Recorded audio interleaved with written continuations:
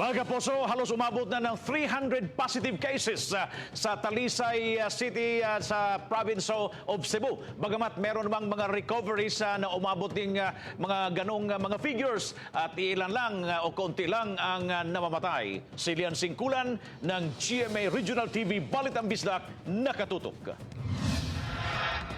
302 na ka mga kaso karon ang natala sa dakbayan sa Talisay, itandi sa 253 pa sa miaging semana. Base sa post sa Talisay City PIO, labing menos nga natala ning semanaha ang nadungag kagahapong adlaw nga 11 ka mga bag-ong nagpositibo.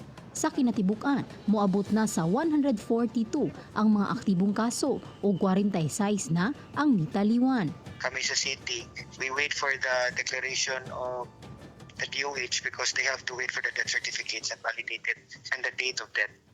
Hinuon 11 ka mga recoveries ang nadungag kagahapong adlaw, mao nang moabot na sa 114 ang mga nangaayo.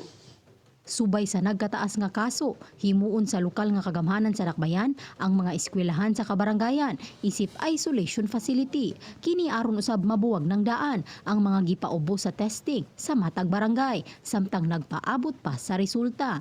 Ang Talisay City Central School lang ang gihimong isolation facility alang sa mga persons under monitoring samtang anaa sa barangay Lagtang ang isolation center sa mga positive patients. Gibutyag sa DepEd Talisay nga giaprobahan na sa miaging semana ang hangyo sa lokal nga kagamhanan alang ning maong katuyuan. Hangyo ni Mayor nga gamiton gyud ang mga eskwelahan sa kada barangay, although dili man gyud tanang barangay na eskwelahan, giaprobahan na sa atong regional director. Uban ni Renate Quiñones, Lian Singkulan, Balitang Bisdak.